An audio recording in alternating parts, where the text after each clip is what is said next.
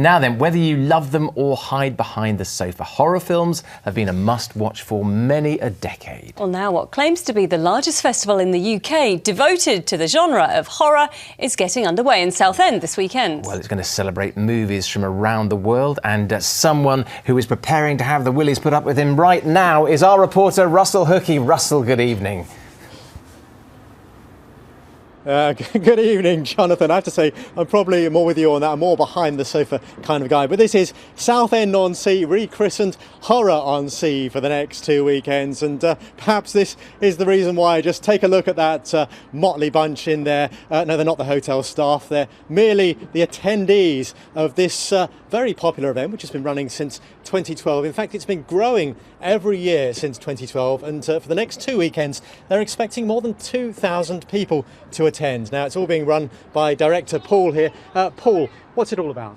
Okay, basically it's 2 weekends, 6 days. We got 37 brand new independent horror films showing and over 66 short films showing, and the cast and crew from the films are coming. We got people coming from far away as Los Angeles to be with us, and they'll introduce their films. It's a real treat for horror fans, basically.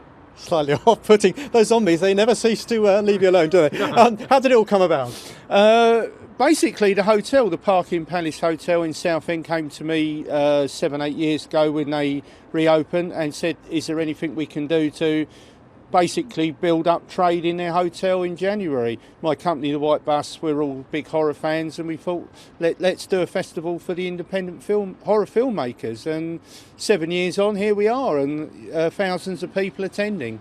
Fantastic. Well, with you is Pat. Now, Pat, you're an Essex filmmaker. You're here for this weekend and next as well. What are you doing? Well, I'm running a masterclass about filmmaking, about screenwriting, to hopefully try and encourage the next generation of horror filmmakers that are out there to get out there, get their hands dirty, get some fake blood on their hands, and hopefully maybe they could get screened at the festival in the future. Sounds amazing. Now, whether you want to be scared witless or you want to scare others witless, there's also an economic benefit to this as well. Alison, you're from Southend Business Improvement District. This is good for the town, isn't it? This is brilliant for the town, yeah. We're really lucky enough that the White Bus obviously facilitate the Horror-on-Sea Festival and the Film Festival in May, so it gives another experience other than the seaside.